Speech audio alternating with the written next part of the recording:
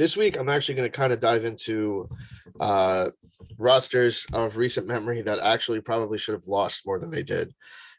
We've kind of just been talking about teams who probably should have done better. Well, let's look at some teams that their stats weren't great and they still somehow did pretty good. um, so I'm going to talk about the 2021 New York Yankees. I'm going to talk about my team, believe it or not. The Yankees this season were 92 and 70. They were tied with Boston for second in the AL East behind the Rays.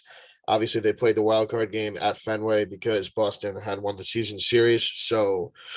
And ended up losing the wild card game. But man, if you look at their stats, they probably shouldn't have even really made the playoffs.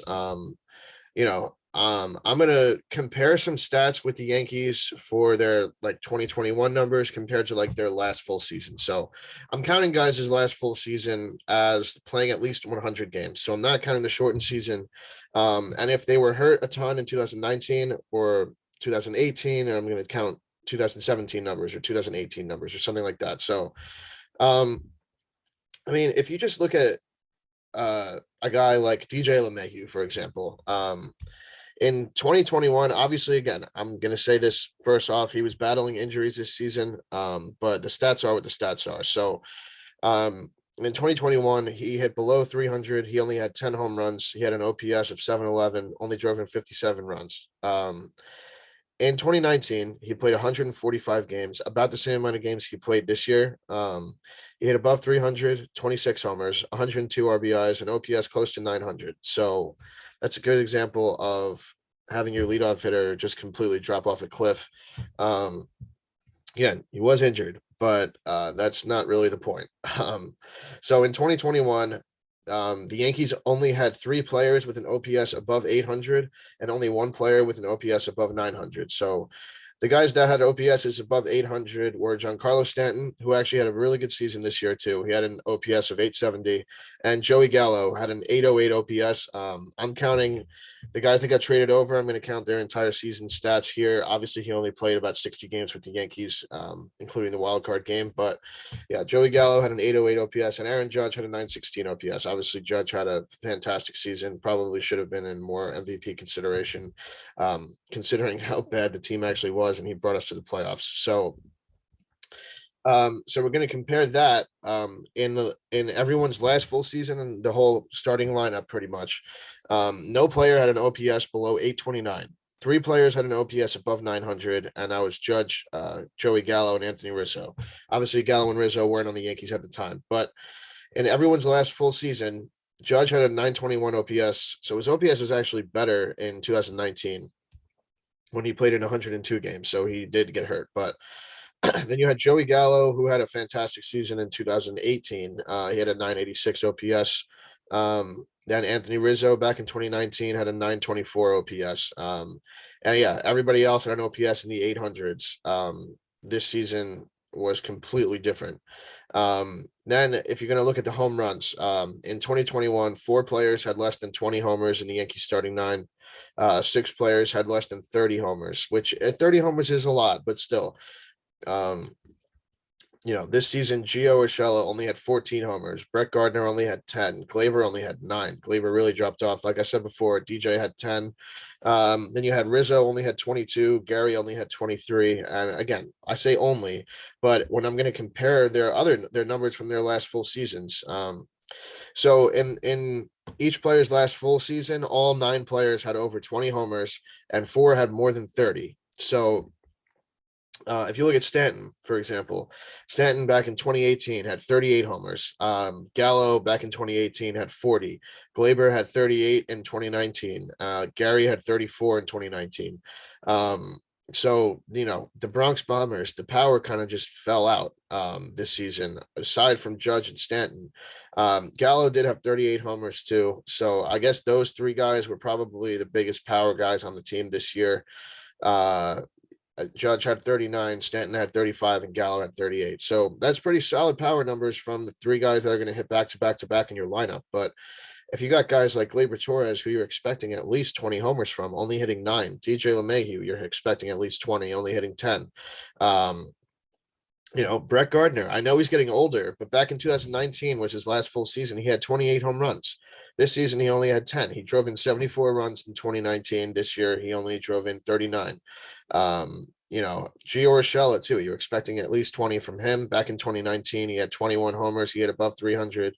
He had an OPS close to 900. This year, he hit 267. He only had 49 RBIs and he had a 720 OPS. Really just not the same guy that he used to be this season. Then, like I said, if you want to look at RBIs, in 2021, only 3 players had more than 70 RBIs and only 2 had more than 90. So Judge and Stanton had 98 and 97 respectively, and then Gallow this season had 77. Otherwise, no guy had more than 70 RBIs. And like I said, that means no player had over 100. In each player's last full season, 8 players had more than 70 RBIs, 5 had more than 90, and 2 had over 100. That was LeMahieu in 19, had 102, and then Stanton in 2018 had exactly 100. Anthony Rizzo had 94 RBIs in 2019. Gleyber Torres had 90. Gallo had 92. Brett Gardner had 74, like I said. Urshela had 74. Gary had 77 in 2019. Compared to this year, Urshela had 49, Gardner had 39, Gary had 54, Rizzo 61. I mean, the list just goes on and on. Gleyber only had around 50. When you have guys like this that have put up great numbers in the past, that's what you expect from them. And the offense just really, it was really strikeout or bust for the most part, aside from Judge and Stanton. Because if you even just strike out or power, it was like a home run or you're going to strike out. Because if you look at Gallo, yes, he had an OPS above 800. He had 38 home runs, drove in 77, but his batting average was below 200. He struck out a ton. He didn't really hit with guys on base much, or else his RBI total obviously would have been way higher because he had 38 homers. So, the offense for the Yankees was a huge problem this year. I think that some of these guys are going to turn it around next year. Obviously, this was coming off of the shortened season. So, know if that had something to do with it or not.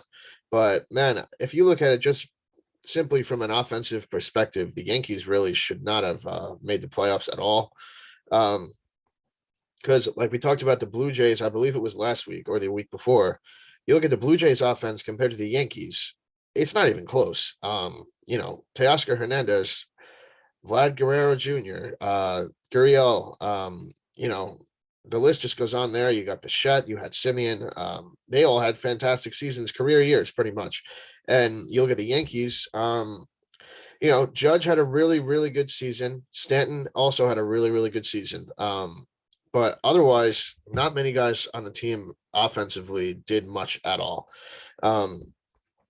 Honestly, you think that the Yankees have the Bronx Bombers thing, but this year their pitching really held them afloat.